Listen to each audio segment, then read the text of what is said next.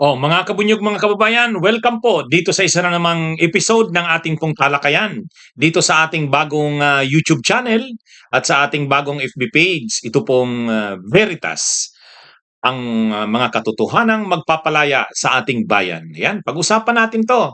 Mga kabunyog, isa na namang katotohanan ang nabulgar at galing mismo kay Senador Panfilo Lacson. Binulgar ni Senador Lacson kung sino ba ang mataas na opisyal ng DPWH ang siyang parang point person. Ito yung point person pagdating sa mga insertions. Ang pangalan ng nasabing USEC ng DPWH, undersecretary yan, mataas na ranggo yan. Sunod na yan sa secretary. Itong si USEC Maria Catalina E. Cabral. Yun, talagang pinangalanan na ni Senador Lacson. Ito di umanong si USEC Cabral.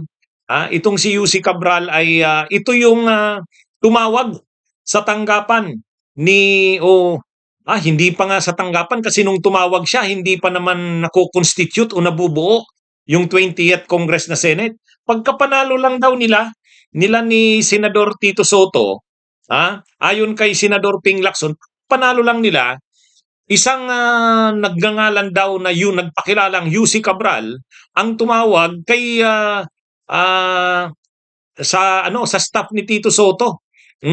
Ang tawag daw nito ni UC Cabral, parang sinabihan yung staff ni Tito Soto na pwede na po kayong mag-submit ng inyong mga gustong isingit na mga proyekto dito po sa DPWH. Ipadala nyo na po sa amin. Alam nyo naman ng isingit, pwede na daw po kayong magsingit. Di pag sinabi nating singit, mag-insert. Ibig sabihin, nung nalaman na ng DPWH kung sino ang mga nanalong senador sa eleksyon noong nakaraang Mayo, kaagad itong si UC Cabral, kinuntak na ang mga senador at kongresista. Kaya lang, ang nagsabi lang ng kumbaga, ang nagsabi lang ng totoo itong si Tito Soto na tinawagan nga siya at kwininto niya kay Lacson. Siguro hindi nag-dare itong si UC Cabral kay Lacson na tumawag kasi kilala si Lacson na talagang ayaw niya ng mga pork barrel. Ayaw niya ng mga ganyang mga pork barrel. Kaya hindi siya tinawagan. Pero si Tito Soto tinawagan daw. Kaya nagkwento si Tito Soto kay Ping Lacson. Kaya ngayon, dahil si Ping Lacson yung nag-i-expose nitong mga corruptions, itong anomalya dito sa budget at sa insertions, ayan, pinangalanan niya na. Ayon dito kay Ping Lacson, ito pa lang si Yusek Cabral. Yusek yan undersecretary. Pag tiningnan mo sa website ng DPWH, makikita mo itong si Yusek Catalina Cabral. Ang posisyon nito ay USEC for planning. Ito yung USEC for planning at USEC din for public-private partnership. Kaya ito? Ibig sabihin talagang ang hawak nito sa DPWH yung mga proyekto talaga, kasi planning Ano bang mga proyekto ang ipapatupad ng DPWH kasama na yung mga flood control na yan? Pero sa totoo noon pa, talagang matunog na ang pangalan nito ni Yuse Cabral. Matagal na ito sa DPWH, panahon pa ni Gloria Arroyo, nandiyan na yan. At yan na talaga yung trabaho niyan. Panahon ni Gloria Arroyo hanggang sa mga sumunod na administrasyon, siya pa rin. Tapos ngayon, dahil mainit itong issue ng flood control, siya pa rin ang umaharap. Parang siya yung pinapadala ng DPWH dahil talagang kabisado niya itong mga flood control na ito. Siya talaga ang naglalagay ng mga projects pala. Kinumpirma ni Ping Lacson. So, mga kabunyog, mga kababayan, ibig sabihin, pagdating na dyan sa mga insertion sa DPWH ng mga flood control, kumbaga ang mga kongresista, ang mga senador, dito nila dinadaan kay Cabral. At ito na mismo yung nag-initiate. Batay sa kwento ni Ping Lacson, si Yusek Catalina Cabral na mismo ang nag-initiate.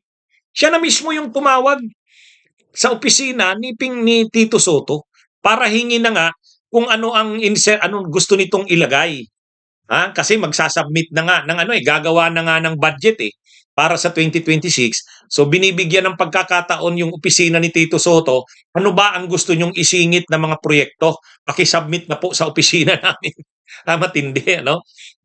Talagang ano, kaya lang hindi daw nag-submit si Tito Soto, sabi ni Ping Lacson. Kasi advocacy nilang dalawa na hindi sila magsasubmit sa mga ganyan.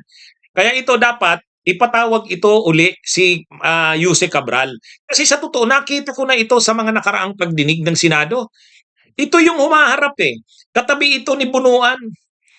Nang pinatawag si Secretary Bunuan noon, yung mga unang pagdinig ng Senado, ng Senado, yung unang pagdinig ng Senate Blue Ribbon, pati dun sa pangalawang pagdinig, kahit yung pagdinig sa Kamara, ito ang katabi ni Secretary Bunuan. Pag tinatanong si Secretary Bunuan, siya ang bibigay siya ang bumubulong kay Bunuan kung anong sasabihin. May pagkakataon nga na tinanong din ito wala na si Secretary Bunuan, siya na yung sumagot para sa DPWH. At ang sabi niya, nung tinatanong siya tungkol sa anomalya sa flood control, ang palusot niya, hindi niya daw alam yan kasi sa planning lang siya. Pagdating na daw sa implementation, evaluation ng mga projects, hindi niya na daw trabaho yan. Matindi rin tong undersecretary na ito. Ibig sabihin, kung gusto mong mabigyan ka ng proyekto sa DPWH, sa kanya ka. Ilalagay niya doon. Kasi ilalagay niya yung mga insertions nyo, yung mga gusto nyong projects kung congressman ka at senador. Isasama ka doon. Pero, alangan namang wala man lang ito. Alangan namang hindi man lang ito involved sa mga anomalya na yan. Itong si Cabral. Kaya ngayon, pag pinag-uusapan na yung mga anomalya, yung mga ghost projects at saka mga substandard na proyekto, ayaw niya nang kargahin ang responsibilidad. Para sa kanya, ang responsibilidad daw nasa planning lang. Pagdating daw sa implementation, hindi niya na daw alam yan. Yung mga ghost projects na yan, hindi niya yan alam. Ugas kamay na, no? Ugas kamay na. Pero lumilitaw dito, hindi lang pala siya simpleng official ng DPWH. Kaya unang-una matagal na ito. Pangalawa, USEC na talaga ang posisyon nito. Nagpalit-palit na lang ng presidente, nagpalit-palit na lang ng DPWH secretary, pero siya nandyan. Ibig sabihin, itong mga malalaking contractors na ito na mga tulad ng St. Gerard de Vizcaya, itong mga katulad nitong Wawaw Builders, SunWest, niya na yan. Alam niya na yan. At alangan namang hindi man lang siya inaabot niyan. Sa dami ng mga pinag-uusapan ditong korupsyon, katiwalian, alangan namang wala man lang inaabot yan si Yuse Cabral. Kaya maganda itong pinangalanan na ni Senador Lacson, itong si Yuse Cabral. Ito pala ang pasimuno o mastermind ng mga insertions. Siya talaga yung nag-i-insert ng mga project. Kasi garapalan niya nang ang ginawa. Siya talagang kumontak sa opisina ni Tito Soto. So sabi ni Senador Ping Lacson, hindi lang sigurado si Tito Soto, yung opisina ni Tito Soto, ang kinontak niyan. Malamang halos lahat ng senador, hindi nga lang siyempre nagsasabi. Hindi naman matapat yung ibang senador. At siguro, halos lahat ng mga kongresista, kinontak din yan. Kasi kilala ito Kilala ito. Ay, nung isang araw nga, katalakayan ko si Ronald Llamas. Alam naman natin si Secretary Ronald Llamas, dating opisyal yan nung panahon ni Pinoy. Kilala niya ito. Kilala ni former Secretary Ronald Llamas. Sabi niya, kilala yung pangalan na yan. At ito nga, dun sa pagdinig sa Senado, nandun din ito si Cabral. Kaya lang, nag-uugas kamay nga, hindi daw siya involved dyan sa mga ganyan. Pero ngayon, hindi ka maniniwala dun. Salamat na lang at sa inilabas ng Department of Justice na ILBO, yung Immigration Lockout Bulletin Order, kasama itong si Yuse Cabral. Kasama itong si Yuse Cabral. Mga kabunyog, mga kababayan. So, maiba pa tayo ng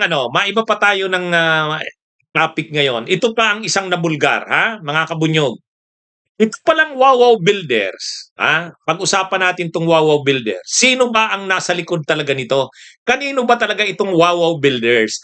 Kasi controversial itong Wawaw Builders kasi ito yung mga nasa likod ng mga unang natuklasan ng mga ghost project sa Bulacan. Halimbawa, yung 96 million na river protection na yung flood control project sa Bulacan, sa Wawaw Builders yun. At marami pang iba. Doon sa mga binanggit na 30 na mga flood na ghost project sa Bulacan, karamihan doon sa Wawaw at saka yung sa Darcy at saka yung sa SYMS. Sila yon. Wawaw, Darcy, saka yung saka yung SYMS o SIMS. Ngayon, maraming nagtataka dito sa Wawaw kasi nung hearing sa Senado, pati sa Kamara, ang representative ng Wawaw, yung Mark Arevalo, parang hindi niya naman masagot ang mga tanong. Parang napilitan lang siya. Hindi talaga siya ang may-ari ng Wawaw Builders. Dami. Lumalabas dami itong yung Mark Arevalo eh. Una, talaga siya. Nireviews talaga siya. Hindi niya nga masagot. Ay, kahit yung pagsabi niya ng I invoke my right against self-incrimination, hindi niya masabi ng maayos. Talagang kabado yung Mark Arevalo. Kaya marami ang nakaobserba. Dami lang to. Hindi ito ang totoo. Hindi ito ang totoong may-ari ng Wawaw Builders. So ngayon, pinag-uusapan na, sino kaya ang totoong nasa likod ng Wawaw Builders? Sino bang may-ari niyan? Ngayon may lumalabas na. The real boss behind Mark Arevalo of Wawaw Builders. So ibig sabihin, sino ba talaga ang boss ni Wawaw Builders, ni Mark Arevalo? Ngayon, mayroon ng pangalang nababanggit. Ayon kay Senador Erwin Tulfo, ang dating miyembro ng PICAB, yung Philippine Contractors Accreditation Board, PICAB. Controversial din tong PICAB na ito dyan sa mga anomalya na yan. Kasi itong PICAB, ito yung nag-a-accredit ng mga contractors. So makapangyarihan tong opisina na ito. Pag hindi ka accredited ng PICAB, hindi ka makakahawak ng mga proyekto. Kaya kailangan mong magpa-credit dito sa PICAB.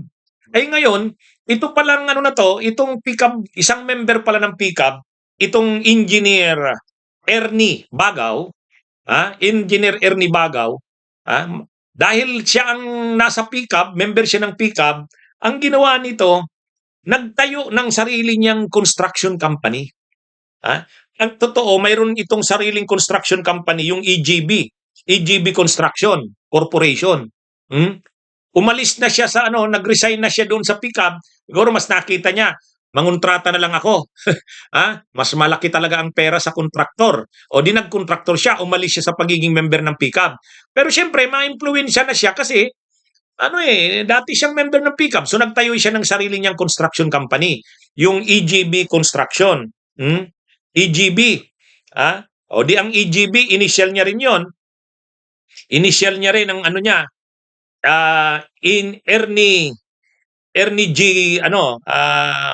Bagaw. Yan yung niya, yon yung construction corporation niya. Pero nung bandang huli, siguro parang katulad ng ginawa ni Diskaya, para marami siyang kumpanyang pwedeng isali, nagtayo pa ng dami niya. Pambaga, kanya pa rin pero gumamit na lang ng dami. So ang lumalabas na naging dami, itong si Mark Arevalo. Yan yung binunyag ni Ping Lacson. Yan yung hindi ni Ping Lacson, ni Erwin Tulfo. Sa isang radio interview, sinabi ni Tulfo na ang general manager na si Mark Arevalo ay messenger lang, mensahero lang ni Bagaw. Dami. Kaya pala, pagdating doon sa pagdinig ng Senado at sa Kamara, hindi talaga makapagsalita si Wawaw.